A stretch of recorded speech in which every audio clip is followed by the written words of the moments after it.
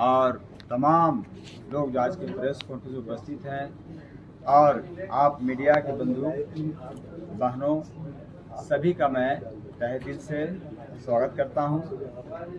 और राष्ट्रीय जनक्रांति मोर्चा का गठन 27 नवंबर 2011 को किया गया था और 17 फरवरी 2014 को इसका रजिस्ट्रेशन भारत निर्वाचन आयोग से मिल गया।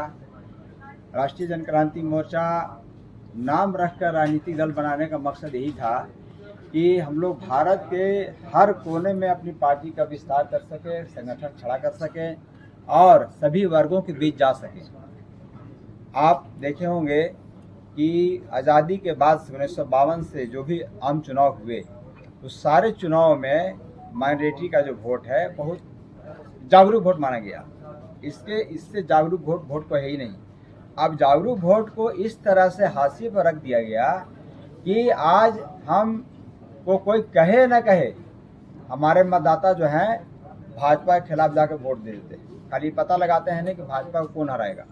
तो ये जो मानसिकता घुस गई है लोगों में, इस मानसिकता से छुड़ाने के लिए राष्ट्रीय जनक्रांति मोर्चा नामक पार्टी का गठन किया गया और ये बताने के लिए किया गया कि जिस तरह से आपका मौलिक अधिकार वोट देना है उसी तरह से आपका मौलिक अधिकार ये भी है कि आप अपने खुले ढंग से अपने मजहब का जितना भी कानून है सब लागू कीजिए, सामाजिक जो कानून लागू करें और आपका जो अधिकार है संविधान में उसको भी लें और कर्तव्य को भी निभाएं। लेकिन होता क्या है कि एक तरह से खासकर जब से 2014 से केंद्र में नरेंद्र मोदी की सरकार बनी है तब से मुसलमानों को और टारगेट किया जा रहा है। इसके पहले कोई मॉब लिंचिंग नहीं होती थी। अगर मोटरसाइकिल से एक्सीडेंट भी हो रहा है और मोटरसाइकिल चलाने वाला जैसे मौलाना शहाबुद्दीन साहब थे वो मुसलमान थे और गैर मुस्लिम को लग गया तो भाई वहाँ मॉब लिंचिंग हो गई। तो ये जो प्रॉपर्टी शुरू हुई है, ये जो नफरत का जो पैगाम दिया गया है, इस नफरत के पैगाम को मिटाना भी राष्ट्रीय जनक्रांति मोर्चा का पहला उद्देश्य है। और जो स्वतंत्रता सेनानी थे हमारे, उन्होंने जिस तरह से जिस मकसद से भारत को आज़ाद कराने का सपना देखा था उस सपने को साकार करने के मकसद से भी राष्ट्रीय जनक्रांति मोर्चा का गठन किया गया है। और ये जो हमने जो गठन किया था तो एक दिमाग में आई बात कि ऐसा पार्टी होना चाहिए जो कुछ भी मामला आता है तो एक पार्टी सत्ता में रहती है, एक विपक्ष में रहती है। तो ये लोग क्या करते हैं कि आपस में तालमेल करते हैं, हमारे मुद्दा को उठाता नहीं है।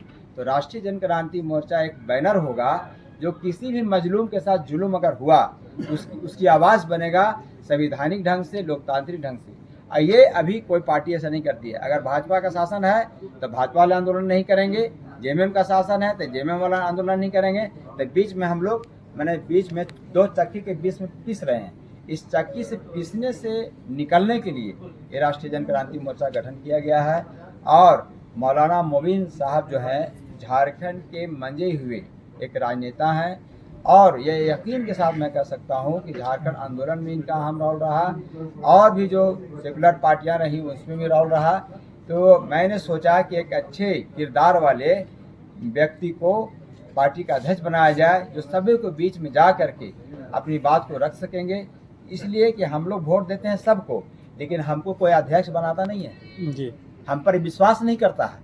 अरे भैया, जब मेरा वोट सेकुलर है तो मेरा लीडरशिप भी सेकुलर है।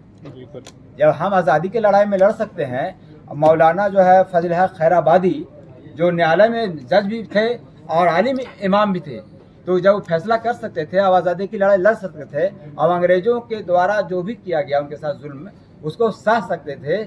और ये कहते हैं आलिम उलमा की बात थी कि दिल्ली से लेकर लाहौर तक कोई ऐसा दरख्त नहीं था जहां आलिमों का लाश टंगा हुआ नहीं था।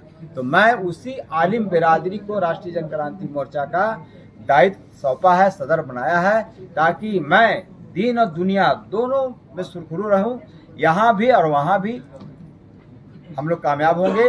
और मौलाना मोबिन रिजवी साहब ऐसे एक शख्सियत हैं जिनके नेतृत्व में हर लोग यकीन कर सकता है। और मैं उम्मीद करता हूं कि राष्ट्रीय जनक्रांति मोर्चा अपने गठन और रजिस्ट्रेशन 10 साल बाद जो नहीं कर पाई थी वो आगामी विधानसभा चुनाव के 3 महीने की पीरियड में कर दिखाएगी। यही उम्मीद के साथ मैंने इनको बागडोर समझा।